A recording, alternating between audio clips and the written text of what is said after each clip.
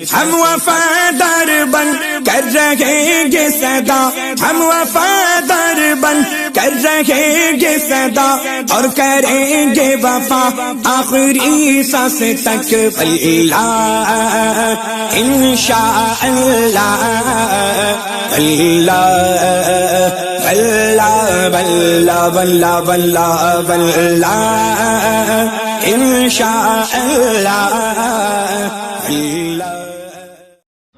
बिस्मिल्लाहिर्रहमानिर्रहीम।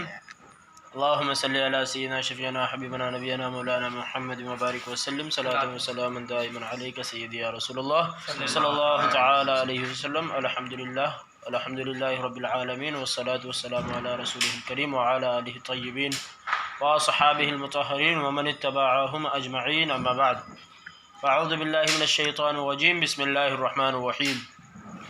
या अय्युहल्लज़ीना आमनुत्तक़ुल्लाह वकूनु मअस्सादिक़ीन। सदक़ल्लाहु मौलाना समीउल बसीर व सदक़ रसूलुहुल बशीरुन नज़ीर व नहनु अला ज़ालिका लमिनश शाहिदीन व शाकिरीन वल्हम्दुलिल्लाहि रब्बिल आलमीन। मुअज़्ज़ज़ हज़रात, आज जो है दरस तारीख़ इस्लाम हम सुनेंगे, हाजिर हुए हैं उसी के लिए। मैंने आयत करीमा तिलावत की, या अय्युहल्लज़ीना आमनुत्तक़ुल्लाह वकूनु मअस्सादिक़ीन, यानी ऐ ईमान वालों अल्लाह से डरो और सच्चों के साथ हो जाओ, सच्चों के दामन से वाबस्ता हो जाओ। अब यहाँ छोटी सी बात मैं बोल करके आगे बढ़ूँगा। छोटी सी बात यह है कि सच्चों के साथ कब होंगे। अब हम जैसे हुज़ूर गौसे आज़म को सच्चा पाए, इसलिए उनके दामन से वाबस्ता हुए। ख्वाजा आज़म को सच्चा पाए, उनके दामन से वाबस्ता हुए। मखदूम समना को सच्चा पाए, उनके दामन से वाबस्ता हुए। आला हज़रत को सच्चा पाए, उनके दामन से वाबस्ता हुए। सैयद सक्का ताजुल औलिया को सच्चा पाए, उनके दामन से वाबस्ता हुए। सच्चा पाए कैसे? सच्चा तो पाए, सच्चे तो हैं, लेकिन सच्चा पाए कैसे? तो उसका जवाब यह है कि जब तक हम उनके हालात, उनकी ज़िंदगी, उनकी सीरत मालूम नहीं करेंगे, तब तक कैसे ये यकीन कर लेंगे कि हम गौसे आज़म सच्चे हैं, लिहाजा उनका साथ देना चाहिए। जब मालूम होगा, पता चलेगा कि हुज़ूर गौसे आज़म रज़ियल्लाहु ताला अन्हु की ज़ात मुबारक सरापा सच है, हालात ज़िंदगी मालूम होंगे, जिसके ज़रिए से मालूम होगा कि गौसे पाक सच्चे हैं।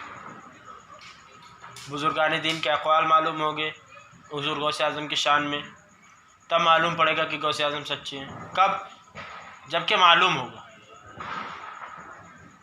हमारा तारीख़ सीखने का, तारीख़ बताने का मकसद यही है कि मुसलमान अपने बुज़ुर्गों, अपने इस्लाम के मुहाफ़िज़ों, मुजाहिदों, गाज़ियों, शहीदों और सबसे बेहतर, सबसे अफजल प्यारे आका अलैहिस्सलाम जो जाने ईमान हैं, उनकी सीरत मुबारक को जाने। मैंने कल कहा था कि जब जानेगा, जब सीरत मुबारक को जानेगा, जब सहाबा किराम के दौर के वाक़यात को सुनेगा, जब सहाबा किराम के हालात ज़िंदगी को जानेगा, औलिया की ज़िंदगी को पढ़ेगा, सुनेगा, तो खुद ब खुद एक ये फ़ितरत इंसानियत है, खुद ब खुद वो उसकी तरफ माइल होगा, उस पर अमल करने की कोशिश करेगा, है ना। तो अपन क्या जानने हाजिर हुए हैं? तारीख़ मीन्स हिस्ट्री। तारीख़ किसे कहते हैं? तारीख़ उस इल्म को कहते हैं जिसके ज़रिए बादशाहों, नबियों, फ़ातिहों और मशहूर शख्सों के हालात और गुज़रे हुए मुख्तलिफ़ ज़मानों के अज़ीमुश्शान वाक़यात व मरासिम वग़ैरह मालूम हो सकें। यानी जो बड़े बड़े बादशाह गुज़रे हैं, अंबिया कराम हैं, सारी दुनिया को फ़तह करने वाले फ़ातिहीन हैं, और बहुत से मशहूर शख्स हैं, उनके हालात और उनके गुज़रे हुए वाक़यात, और जो ज़माने बदलते रहे हैं, ज़माना बदलता रहता है तो उसके हिसाब से हालात, वाक़यात, रस्म रसूम बदलते रहते हैं। तो उस वक्त के अज़ीमुश्शान वाक़यात, मुख्तलिफ़ ज़मानों के और उस वक्त के रस्मों को जानना तारीख़ कहलाता है। तारीख़ का मतलब समझ गए? अब तारीख़ की ज़रूरत क्यों होता है ना कि भैया ये काम तो है, इसकी ज़रूरत क्या है? कोई भी इल्म हो, एक उसकी तारीफ़ होती है, डिफिनेशन, एक उसकी क्या अहमियत और ज़रूरत है, उसका क्या फ़ायदा है, ये सब उस में रहती है। तारीख़ के फ़वाइद, तारीख़ की ज़रूरत। तारीख़ हमको बुज़ुर्गों के हालात से वाकिफ़ करके दिलो दिमाग में एक बाबरकत जोश पैदा करती। इंसानी फ़ितरत में एक ख़ास किस्म की प्यास और ख्वाहिश है, एक ख़ास किस्म की प्यास और ख्वाहिश है जो ममालिक की सयाही मतलब मुल्कों की सैर करना, घूमना और बागों की सैर करना, पहाड़ और जंगलों के सफ़र पर आमादा करती है। होता है ना, घूमने के लिए दिल चाहता है, ये इंसानी फितरत है। यही फितरी तकाज़ा है जो बच्चों को रात को चिड़े चिड़िया की कहानी और नौजवानों को तोता मैना की कहानी, आज अलग बात, आज कुछ और सुना जाता है, लेकिन उस वक्त की पहले की बात बता रहे हैं। यह फितरी तकाज़ा है, सुनने पर आमादा करती है। और यही तकाज़ा है जो फसालू अहल ज़िक्र इन कुंतुम ला तालमून के हुक्म की तामील और तारीख़ी किताबों के मुताले की तरफ इंसान को मुतवज्जह करता है। अब देखिए, इस फितरी तकाज़े पर नज़र फरमा कर अल्लाह तबारक व तआला ने आसमानी कुतुब में चाशनी रखी। कैसे? जैसे बनी इसराइल कितनी बड़ी कौम थी, बहुत अच्छी और अज़ीमुश्शान कौम थी,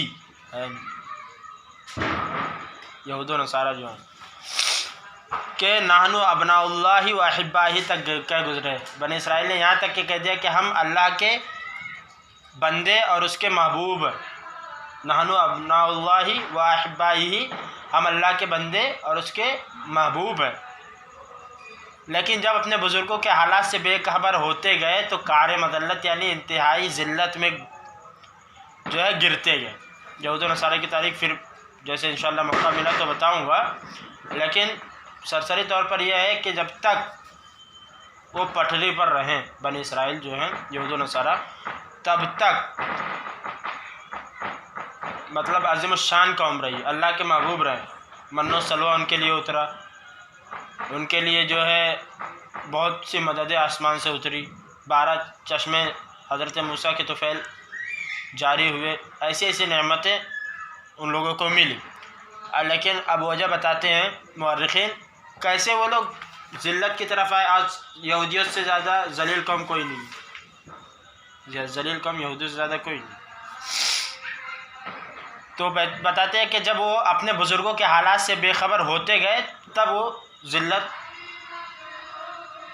क्यों। अब एक शेर है ना, जो कौम अपने असलाफ़ की याद भुला देती है, तारीख़ उसे सफ़ाए हस्ती से मिटा देती है। और हकीकी बात, अब ये आगे बताएंगे कि कैसे, ये शेर का मतलब मैं आगे भी समझाऊंगा। अल्लाह तबारक व तआला ने इसलिए कुरान में बारहा फरमाया, या बनी इसराइल अज़्कुरू, ऐ बनी इसराइल याद करो, ऐ बनी इसराइल याद करो। और ये फरमा करके रब तबारक व तआला ने उन लोगों को, बनी इसराइल को, उनके बुज़ुर्गों के हालात याद दिलाए कि देखो तुम्हारे बुज़ुर्गों पर ये इनामात किए गए। या बनी इसराइल अज़्कुरू निअमती अल्लती अनअमतु अलैकुम, ऐ बनी इसराइल याद करो उस नेमत को जो तुम पर रब तबारक व तआला ने फरमाई। क्यों फरमाया गया? ताकि वो याद करें। ऐसा वक्त था, एक वक्त यहूदियों पर, बनी इसराइल पर ऐसा आया है कि उनके पास छत नहीं, खाने को खाना नहीं, पहनने को कपड़ा नहीं, पीने को पानी नहीं। ऐसे ऐसे औकात मतलब उस कौम पर गुजरे हैं, और वही हालात जो है आज हम पर है। दोनों में कॉमन बात यह है कि उन लोगों ने भी अपने बुज़ुर्गों की, अपने असलाफ़ की तारीख़ भुला दी थी, और हमने भी वही किया। अब तारीख़ का, क्योंकि इंसान को काम हाथ उठाना हो, मुंह खोलना हो, आँख खोलना हो, बग़ैर फ़ायदे के नहीं करता, ये फितरत है। मैं भी यहाँ आया हूँ तो बग़ैर फ़ायदे के नहीं आया, मेरा इसमें ज़रूर कुछ ना कुछ फ़ायदा है, तभी मैं यहाँ आया। तुम लोग यहाँ आए हो तो यहाँ बिना फ़ायदे के लिए नहीं आए हो, क्यों? ज़रूर कुछ ना कुछ फ़ायदा है, इंसान फ़ायदा चाहता है। तो अब तारीख़ हम सीखेंगे तो उसका फ़ायदा क्या, फ़ायदा क्या हो? पहले इंसान अपना फ़ायदा देखता, बाद में दूसरों को देखता। तारीख़ के फ़वाइद, तारीख़ का मुताला करना, तारीख़ सुनना या तारीख़ पढ़ना हौसले को बुलंद करता है। तुम बोलोगे जिम जाने से होता है, नहीं, जिम जाने से तो बस जिस्मानी वर्जिश होती है, जिस्म होता है, लेकिन दुरूद शरीफ पढ़ो।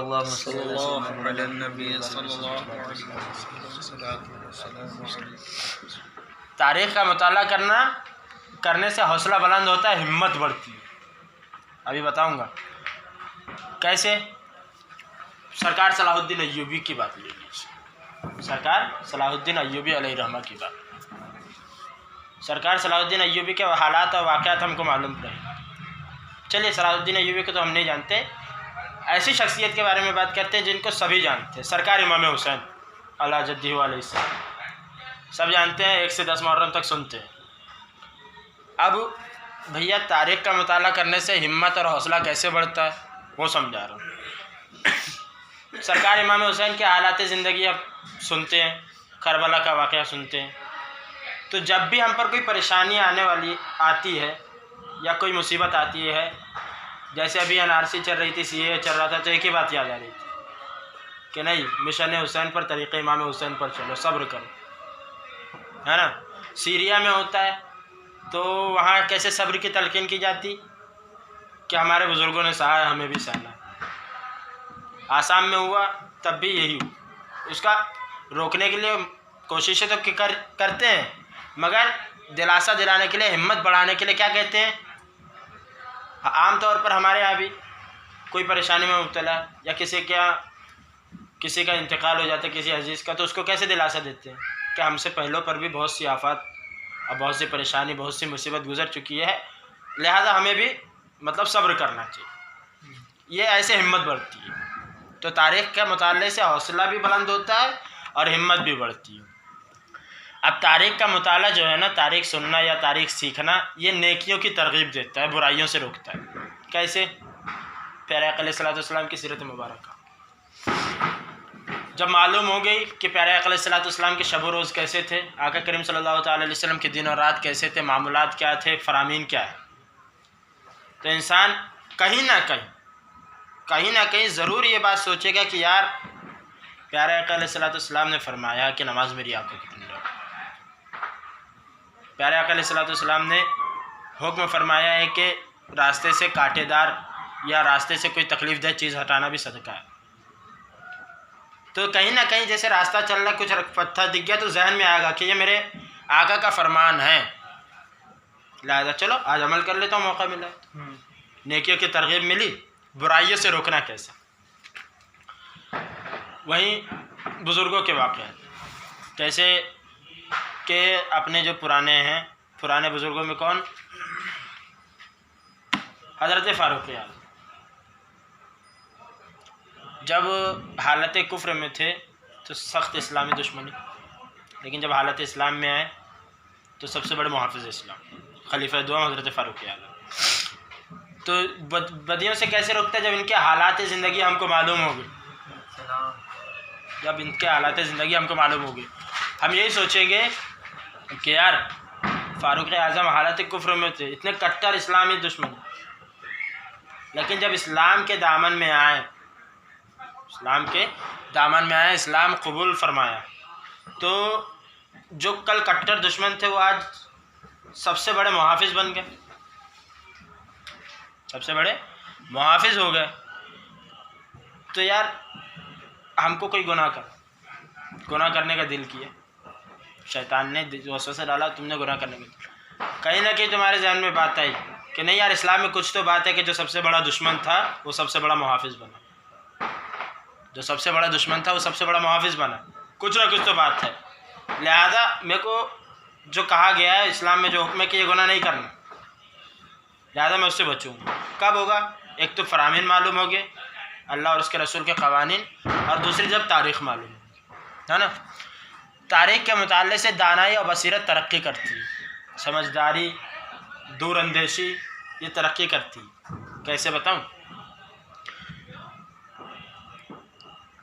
पुराने बुज़ुर्गों के वाक़यात, अब ज़्यादा मत जाओ, बाप दादा के वक्त पे हम सुनते आते हैं कि हमारे यहाँ ऐसा था, वैसा था, फ़लाना था, ढिकाना था।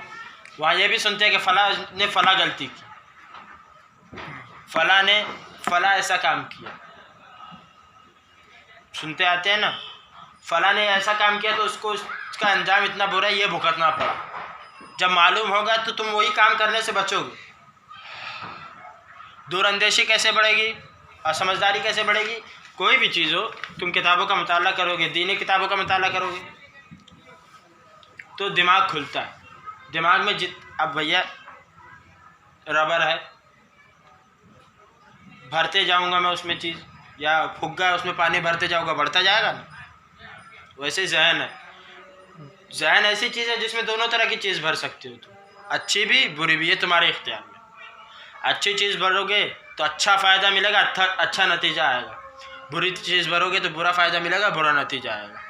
उसी तरह हज़्म और एहतियात की आदत पैदा हो जाती है। हज़्म और एहतियात यानी हमने देखा कि हमारे सामने जो आदमी गया वो गड्ढे में गिरा, तो हम भी उसके पीछे जा कर के गड्ढे में तो गिरेंगे नहीं, इतने तो बेवकूफ़ है नहीं। क्यों? क्योंकि हमने उसके हालात देखा, वो गड्ढे में गिरा, उसको चोट लगी। हम एहतियात करके उस गड्ढे से साइड से मिल करके चलेंगे, या तो साइड नहीं होगा तो कुछ और तरीका अपनाएंगे, या तो रास्ता ही बदल लेंगे, उसी गड्ढे में जाएंगे क्या? नहीं। तारीख से ये फ़ायदा है, दिल से रंजो गम दूर होकर मसरत और खुशी मैसर होती है। ये भी बात है तारीख़ में। दिल से तारीख़ सुने, जैसे अभी इमाम हुसैनी की बात बताए, हमने बहुत गम था, परेशानी, दुनिया की बहुत आफत परेशानी इसकी सुन के बहुत गम था। हमने करबला का वाक़या सुने, गम दूर हो जाता है। क्यों? यार जब शहज़ादा रसूल पर इतनी आफतें और इतनी मुसीबतें नाजिल हुई तो हम तो उनके गुलामों के जूतियों के बराबर भी नहीं, तो हम इतना काय को रंजो गम करें। ये एक एग्ज़ाम्पल दे रहा हूँ मैं। तारीख़ी किताबों का मुताला करने वालों में इहक़ाक़ हक़ और इब्ताल बातिल की क़ुव्वत तरक्की करती है। इहक़ाक़ हक़, हक़ बात को हक़ कहना, और झूठ बात को झूठ कहना, ये ताकत। और ये सबसे एक मुसलमान के लिए बहुत ज़रूरी है, इहक़ाक़ हक़ और इब्ताल बातिल। हक़ को हक़ कहना, झूठ को झूठ कहना। और तारीख़ से क्यों मिलती है? चले जाओ हज्जाज बिन यूसुफ सक़फ़ी के दौर पे। हज्जाज बिन यूसुफ सक़फ़ी बहुत ज़ालिम बादशाह था, तरह तरह के बहाने से उलमाए कराम को बुलाता था, और जहाँ एक गलती ढूंढता था, और गलती मिलती थी तो कत्ल कर देता था। कई उलमा को उसने कत्ल किया। हज्जाज बिन यूसुफ बहुत खड़क इंसान था, बहुत ज़ालिम बादशाह था। तो बहुत से उलमाए कराम जो है, बहुत से उलमाए कराम ने उसके सामने जो बात सच थी वही रखी, हक़ बात कही। तो तारीख़ के मुताले से इहक़ाक़ हक़ और इब्ताल बातिल की क़ुव्वत कैसे मिलती है? हम जब पढ़ेंगे कि हज्जाज बिन यूसुफ सक़फ़ी के दौर में उलमाए किराम पर ऐसे ऐसे मज़ालिम ढाए गए। चलो वो छोड़ो, इमाम अहमद बिन हम्बल कोई पहचानता है? 4 इमाम हैं, इमाम आज़म, इमाम शाफ़ी, इमाम मालिक, इमाम अहमद बिन हम्बल। ये जो चौथे इमाम हैं जिनके मुक़ल्लिद कुतुबुल अक़ताब हुज़ूर गौसे आज़म रज़ियल्लाहु ताला अन्हु इमाम अहमद बिन हम्बल के मुक़ल्लिद थे। किसके? इमाम अहमद बिन हम्बल। तो इमाम अहमद बिन हम्बल के दौर का वाक़या, खल्क़ कुरान का मसला था। खल्क़ कुरान यानी कुरान को मखलूक कहने का। हालांकि अल्लाह का कलाम जो है, अल्लाह का कलाम जो है वो मखलूक नहीं है।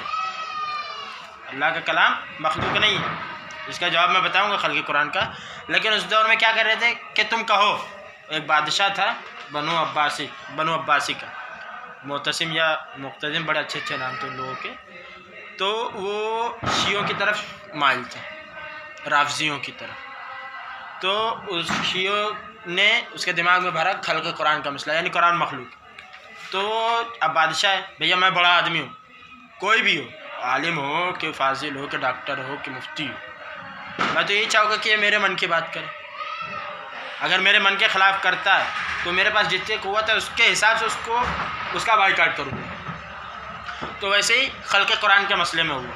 हज़रत इमाम अहमद बिन हम्बल, कई उलमा को उसने भी कत्ल किया खल्क़ कुरान के मसले पर। जिस आलिम ने कुरान को मखलूक कहने से इनकार किया उसको कत्ल किया। हज़रत इमाम अहमद बिन हम्बल के बारगाह में मसला पहुँचा तो हज़रत ने भी फतवा सादिर फरमाया कि नहीं, कुरान मखलूक नहीं, कुरान मखलूक नहीं है, बल्कि वो खालिक का कलाम है। तो मखलूक कैसे हुआ? तो हज़रत इमाम अहमद बिन हम्बल को जो है कोड़े की सज़ा, भरे दरबार में कोड़े की सज़ा, और उसी से आपका विसाल है, उसी की वजह से ये मालूम किए। अब एक क्या है कि इब्ताल बातिल कैसे, तारीख से मैं बता रहा हूँ, तारीख से उसको तरक्की क्यों मिलती है तारीख पढ़ने से। हमने सुना इमाम अहमद बिन हम्बल का वाक़या, हमारे सामने अब कभी भी ऐसी बात आएगी सच को झूठ कहना या झूठ को सच कहने की, तो हम अपने बुज़ुर्गों के वाक़यात अगर मालूम होंगे तो सोचेंगे यार इमाम अहमद बिन हम्बल ने अपनी जान दे दी लेकिन कुरान को मखलूक नहीं कहा, बादशाह के साथ। अल्लामा फजल हक खैराबादी ने जो है मरना पसंद किया, काला पानी की सज़ा कबूल की, लेकिन अपना फतवा नहीं बदला, हक को हक ही कहा, झूठ को झूठी कहा। अल्लामा फजल हक खैराबादी को पहचानते? अगर वो ना होते तो आज तुम भी किसी न किसी अंग्रेज़ के यहाँ गुलाम होते। अगर अल्लामा फजल हक खैराबादी की ज़ात ना होती तो आज हम और तुम में से यहाँ बैठ कर के ऐसे उन पर बात नहीं करते, बल्कि किसी न किसी अंग्रेज़ के गुलामी करते। क्यों? क्योंकि सबसे पहले अंग्रेज़ों के ख़िलाफ़ जिहाद फ़र्ज़ होने का फतवा देने वाले अल्लामा फजल हक खैराबादी। आज़ादी के पहले मुजाहिदों में गिनती है। आज भूल गए, आज हमको खुद को नहीं मालूम, गैरों को तो छोड़ दो, हमको खुद को नहीं मालूम कि अल्लामा फजल हक खैराबादी को। अल्लामा फजल हक खैराबादी ने जब फतवा दिया कि अंग्रेज़ों के ख़िलाफ़ जिहाद फ़र्ज़ होते, क्या कि तो हज़रत को अरेस्ट कर दिया गया, कोर्ट में लाया गया। वकील ने कहा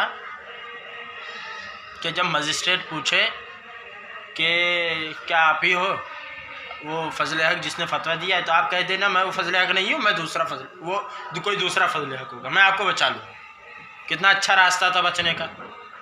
लेकिन अल्लामा फजल हक खैराबादी ने फरमाया नहीं, मैं ये कहूँगा ही नहीं। मजिस्ट्रेट ने पूछा कि आप ही वो फजल हक है, तो आपने कहा अल्हम्दुलिल्लाह मैं ही वो फजल हक हूँ जिसने ये फतवा दिया। तो आपको काला पानी की सज़ा मिली और वहीं आपका विसाल हुआ जज़ीरा अंडमान में, समझ रहे हैं। तो अब हमने मालूम किया कि अल्लामा फजल हक खैराबादी ने ऐसा किया था, इमाम अहमद बिन हम्बल ने ऐसा किया था। तो अब ऐसे इस तरीके से या इसी तरह के वाक़यात जब हमारे सामने आएंगे तो हम भी कोशिश करेंगे कि हम अपने बुज़ुर्गों के तरीक़े पर अमल करें। हम भी सच को सच कहेंगे, झूठ को झूठ कहेंगे। कब? जब मालूम हो, तारीख़ के फ़वाइद बताएं। और तारीख़ मुताला से सब्र इस्तिक़लाल की सिफ़त पैदा होती है और दिलो दिमाग में हर वक्त ताज़गी और नशो नुमाई की कैफ़ियत मौजूद रहती है। सब्र इस्तिक़लाल की कैफ़ियत, वही वाक़या करबला ले लो, सब्र का कैसा हसीन दर्स मिलता है। हम पर अगर थोड़ी मुसीबत आएगी, हमको मालूम है करबला में ऐसा वाक़या हुआ था, तो हमको सब्र करने की क़ुव्वत मिलेगी। ये जो दूसरी बात कहें कि दिलो दिमाग में हर वक्त ताज़गी और नशो नुमाई की कैफ़ियत मौजूद रहती है, ये मेरा खुद का आज़माया हुआ। हर वक्त तारीख़ पढ़ते रहोगे, तारीख़ सुनते रहोगे तो दिमाग एकदम फ्री लगे, दिल एकदम खुश लगे, समझ रहे हैं। यानी रूहानी जो है ग़िज़ा मिलती है। कौन सी तारीख़? राम किशन की नहीं, हाँ, तारीख़ इस्लामिक तारीख़ की बात हो रही है। हाँ, तारीख़ की ये सब फ़वाइद है। ये हो गई। और दुरूद पाक पढ़ो 2-3 बार।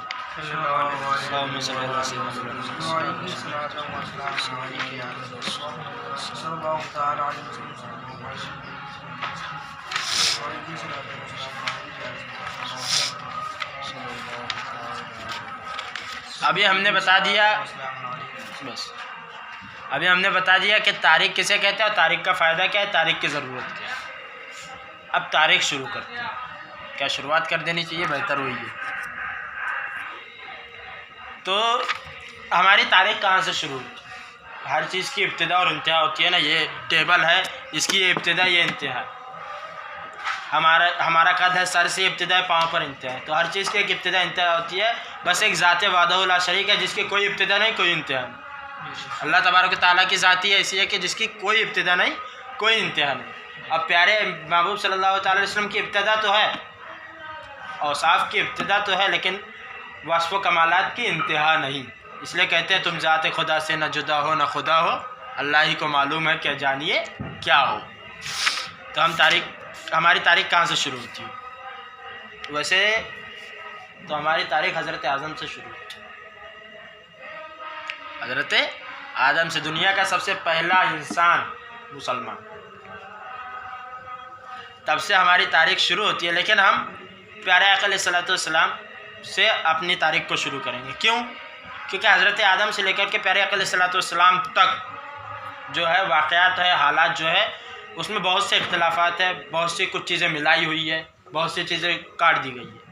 और लेकिन ये मुसलमानों की खासियत है, मुसलमानों की ये खासियत है कि प्यारे आका अलैहिस्सलाम के दौरे मुबारक से लेकर के आज तक हर अज़ीमुश्शान वाक़े को और हमारी तारीख़ को, इस्लामिक तारीख़ को इस्लामिक मौर्रिख़ीन ने महफूज किया। इसमें ज़र्रा भी गफलत, ज़र्रा भी कोताही नहीं की। अब बाकिया ने अपने ही से सीखा है, अब ये बताएंगे बाद में। तारीख़ का जो फ़न तारीख़ है ना, इसका एहतमाम अगर किसी कौम ने सही तरीक़े से किया तो कौम मुस्लिम, क्योंकि एक मुसलमानी है जिसकी 1442 हिजरी चल रहा है, 1442 उधर के पहले के, हिजरत से पहले के जो हैं वो वाक़यात भी प्यारे आका अलैहिस्सलाम की विलादत से लेकर के आज तक, ये वाक़यात इतने 100 सालों के, कई सदियों के वाक़यात हमारे पास महफूज है। कैसे महफूज करेंगे तभी तो होगी। तो मुसलमानों ने ख़ास एहतमाम किया, ज़र्रा भी गफलत तारीख़ में जो है नहीं बदली। तो तारीख़ इस्लाम शुरू करने के लिए पहले अपने को हुज़ूर सल्लल्लाहु अलैहि वसल्लम की तारीख़ से शुरुआत करनी है। आका करीम सल्लल्लाहु अलैहि वसल्लम से की तारीख़ शुरू करने से पहले हालात क्या थे वो कमाल है, तभी बयान करेंगे। समझ रहे? अरब, मुल्क अरब का कुछ न कुछ तज़किरा शुरू में इसलिए ज़रूरी है कि प्यारे आका अलैहिस्सलाम अरब के मशहूर शहर मक्का मुअज़्ज़मा में पैदा हुए और दूसरे मशहूर शहर मदीना शरीफ में आपने हिजरत फरमाई और वहीं इस्लामी सल्तनत का इब्तिदाई दारुस्सल्तनत करार पाया। इस्लामिक सल्तनत, इस्लामिक हुकूमत का सबसे पहला दारुस्सल्तनत, सबसे पहली राजधानी मदीना शरीफ, समझे? और मेन हेड क्वार्टर वही।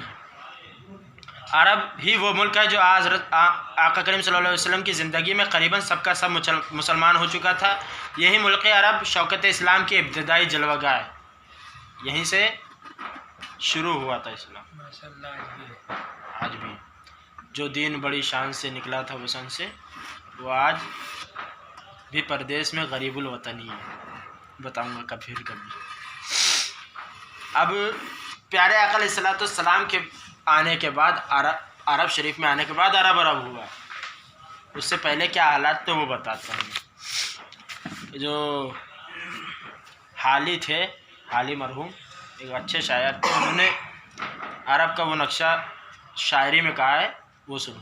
अरब कुछ ना था एक जजीरा नुमा था कि पेवंद मुल्कों से जिसका जुदा था, न वो गैर कौमों पर चढ़कर गया था न उस पर कोई गैर फरमा रवा था, तमद्दुन का उस पर पड़ा था न साया, तरक्की का था वह कदम तक न आया, न आबो हवा ऐसी थी रूह परवर के काबिल ही खुद जिससे पैदा हो जौहर, न कुछ ऐसे सामान थे वह मयस्सर कवल जिससे खिल जाए दिल के सरासर, न सब्ज़ा था सहरा में पैदा न पानी, फ़कत आब बारा भी थी जिंदगानी, ज़मी संगलाख और हवा आतिश फशा, लुओं के लपट बाद सरसर के तूफ़ा, पहाड़ और टीले शराब और बयाबा, खजूरों के झुंड और खारे मुगीला, न खेतों में गिल्ला न जंगल में खेती, अरब और कुल कायनात उसकी ये सरसरी तौर पर बता दिए अरब का क्या हाल था।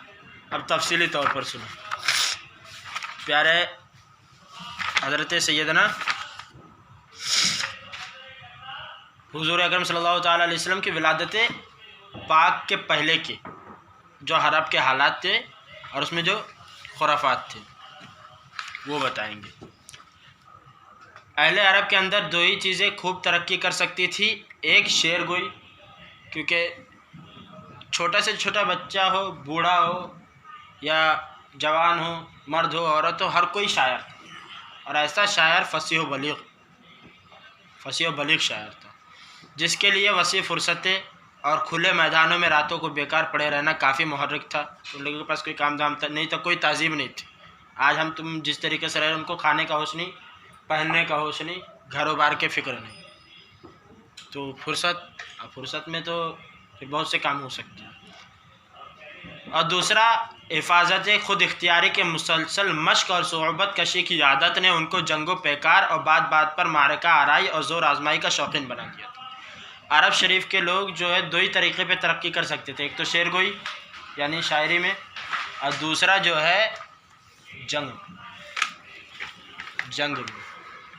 इसलिए अरब पर बताते हैं कोई भी गैर मुल्क का आज हो गया, आज के दौर में हो गया, आज यहूद इजराइल और अमेरिका अरब पर हावी हो गया, लेकिन आका करीम सल्लल्लाहु अलैहि वसल्लम से पहले और जब तक इस्लामिक हुकूमत थी तब तक अरब शरीफ पर कोई भी गैर मुल्क के फरमारवा नहीं था। ये तारीख बताती है। कोई यानी जैसे हिंदुस्तान पर अंग्रेज़ आए थे, अंग्रेज़ों ने हिंदुस्तान को गुलाम, अरब शरीफ को कोई गुलाम नहीं बना। हाँ, आपस में उनमें खाना जंगी खूब थी, एक ज़रा सी बात पर डायरेक्ट जंग की बात होती थी, समझ रहे? ये हो गया। उनको इश्कबाजी और उनके जो अमीर लोग थे उनको शराब खोरी की तरफ बहुत लत, बोलते हैं ना आज जैसे हैं, आज भी है ना वो बात अरब में। बहादुरी या सखावत ने उनको आला दर्जा का मेहमान नवाज और कौलो कलार का पक्का बनाकर मुस्तहिक़ तकरीम बना दिया था। बहादुरी भी थे, सखावत भी थी, बहादुरी भी सखावत भी, और अपनी बात के पक्के थे।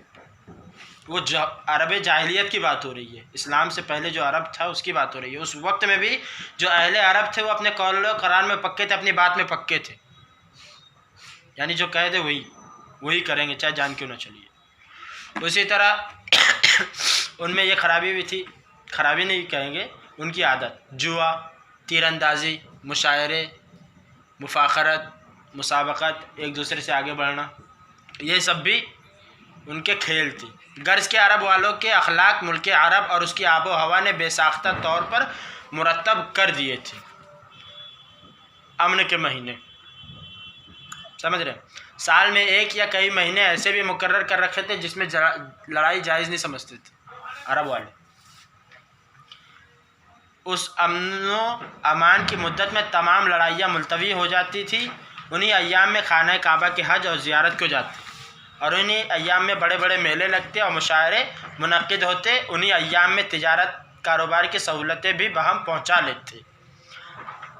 और दूसरी चीज़, अरब के जो है खासियत कहेंगे अपन, क्योंकि दौरे जाहिलियत की बात थी, अहले अरब की बड़ी तादाद, एक अच्छी खासी तादाद जो है खाना बदोशी की हालत में रहती थी, और बहुत ही थोड़े लोग थे जो कस्बों और आबादियों में मुस्तकिल सुकूनत रखते थे, यानी मुस्तकिल तौर पर आबादियों में रहते थे। अहले अरब को अपने नस्ब के सिलसिले याद और महफूज रखने का बहुत शौक़ था, यानी हमारा बाप कौन, उसका बाप कौन, उसके हालात क्या, उसके नसबनामा, आबा व अजदाद के नामों और कामों पर वो फ़ख्रिया बयान करते, और उसी ज़रिए से लड़ाई में जोश और बहादुरी दिखाने का शौक़ पैदा होता था। ये काबिल गौर बात था। वो जाहिल थे, तुम्हारे पास सब कुछ है, वो तुमसे बेहतर थे। उनको अपने आबा व अजदाद के कारनामे याद होते, और जंग में जब जाते ना तो हारने को जी जान लगा लेते जीतने के लिए। हारने को क्यों समझते मौत, क्योंकि आबा व अजदाद के उनको वाक़यात याद थे कि हमारे आबा व अजदाद ने मैदान जंग में ये जौहर दिखाए थे, तो मैं क्यों पीछे हटूँ, मैं उनसे आगे बढ़ूँगा। इसलिए जी जान से कोशिश करके वो लोग करते थे। अभी आगे वाक़यात आएंगे वो भी। मुल्क की आबो हवा का असर था या नसबदानी का शौक़ का नतीजा था कि अहले अरब की क़ुव्वत हाफ़िज़ा बहुत ज़बरदस्त थी, बहुत ज़बरदस्त। कई सौ अशार के कसीदे एक मरतबा सुनकर के याद कर लेते, एक मरतबा में याद कर लेते थे, और नहायत ही सेहत के साथ सुना देते। अब मैं को भी कोई चीज़ एक बार सुनूंगा तो अगर मेरा हाफिज़ा तेज़ भी है, दूसरी बार सुनाने में कहीं ना कहीं तो चूकूँ, लेकिन वो लोग जैसा सुनते थे वैसे सुना देते। शायरी और कादिर कलामी के आम शौक़ ने उनकी ज़बान को इस कदर तरक्की याफ्ता हालत तक पहुँचा दिया था कि वो बजा तौर पर तमाम गैर अरब को अजम कहते। उनको इतना नाज था अपनी शायरी पर, अपनी कादिर कलामी पर, अपनी ज़बान पर, कि वो अपने अरब वालों के अलावा दूसरों को अजम कहते थे। अजम माने होता है गूंगा, गूंगा कहते थे, यानी गूंगे, इनको कुछ सौर तरीक़ा ही नहीं। अगर किसी कबीले का कोई आदमी किसी दूसरे कबीले के हाथ से मारा जाता, हालात आज के देखो और उस वक्त के बताओ, गौर से सुनो। अगर किसी कबीले का कोई आदमी किसी दूसरे कबीले के हाथ से मारा जाता तो जब तक तमाम कबीला उस दूसरे कबीले से अपने मकतूल का बदला ना ले ले, चैन से नहीं बैठ। मतलब मिसाल के तौर पर ये 3 एक कबीले के हैं, ये 3 अलग कबीले। इस कबीले वाले ने इस कबीले के इस आदमी को ख़त्म कर दिया, मार दिया, तो जब तक पूरा कबीला बदला ना ले लेता इस आदमी का, तब तक चैन से नहीं बैठता था। चाहे कुछ भी हो जाए, खाने को नहीं मिले चलेगा, कितना नुकसान होता है हो जाए, लेकिन हमारे कबीले के आदमी को मारा था ना, हम बदला लेंगे। ऐसा था कि सांस ना लेना और खामोश होकर बैठे रहना उनके नज़दीक बड़ी भारी बेइज्जती की बात समझी जाती थी। समझी भी जानी चाहिए, समझ रहे हैं, समझी भी जानी चाहिए। भैया तुम्हारा आदमी, मैं बोलूँगा नहीं तो दूसरा जहन जाएगा। खाना काबा की अज़मत और बैतुल्लाह का हज तमाम कबाइले अरब में हर ज़माने में मुरव्वज रहा है। सिर्फ मुसलमानों के साथ खास नहीं है, ये तो मुसलमानों पर फ़र्ज़ किया गया, लेकिन इससे पहले भी खाना काबा के हज दूसरे काम अपने तरीके पर करती थी। मज़लूम की मदद करना, जालिम के मुकाबले पर खड़ा होना भी उनकी एक खूबी समझी जाती थी। और सबसे बड़ी चीज़ बुज़दिली और कंजूसी को वो सबसे बड़ा ऐब जानती थी अहले अरब। ये दौरे जाहिलियत की बात है, जब उन तक इस्लाम की रोशनी नहीं फैली थी, वो अंधेरे में थे, तब की बात। तो अभी सिर्फ यहीं तक के, टाइम भी ज़्यादा हो रहा है असल में, आधे घंटे से ऊपर से बकबक कर रहा हूँ। तो इसमें क्या मालूमात मिली अपने को? सबसे पहले तो तारीख़ किसे कहते हैं, तारीख़ की ज़रूरत क्यों, तारीख़ के फ़वाइद क्या है, मुल्क अरब के थोड़े बहुत हालात। सरसरी तौर पर 4 पॉइंट है, बस ये 4 पॉइंट याद रखो, इंशाल्लाह बाकी चीज़ याद रहेगी। तारीख़ किसे कहते हैं? बुज़ुर्गों के वाक़यात, नबियों के वाक़यात, गाज़ियों के, मुजाहिदों के वाक़यात और मुख्तलिफ़ ज़मानों के जो अज़ीमुश्शान वाक़यात और उनके मरासिम रस्म जो है वो सब मालूम करना, उन सबको ये तारीख़ है। तारीख़ के फ़वाइद, तारीख़ से हिम्मत मिलती है, हौसला बुलंद होता है, दूरअंदेशी बढ़ती है, दिल से रंजो गम दूर होता है, नेकियों की तरगीब मिलती है, बुराइयों से रुकने की क़ुव्वत मिलती है। समझ रहे हैं? ये तारीख़ के फ़वाइद है। और अरब शरीफ के हालात सुने तुमने, अरब वाले दौरे जाहिलियत में कैसे थे, ये तो उनकी खूबियाँ थी। अब उनकी ख़राबियाँ क्या, ये मैं बाद में बताऊँगा अगले हफ्ते। उनकी ख़राबियाँ क्या क्या थी, खूबियाँ आपने सुने, अभी सिर्फ खूबियों में रहो। अब उनकी ख़राबियाँ इतनी भयानक भयानक ख़राबियाँ थी, तुम सोच भी नहीं सकते। तो इंशाअल्लाह हर हफ्ता होगा, जैसा भी रहे, खुद भी आओ, लेके भी आओ। वाखिर दावाना अनिल हम्दुलिल्लाहि रब्बिल आलमीन व मा अलैना इल्लल बलाग।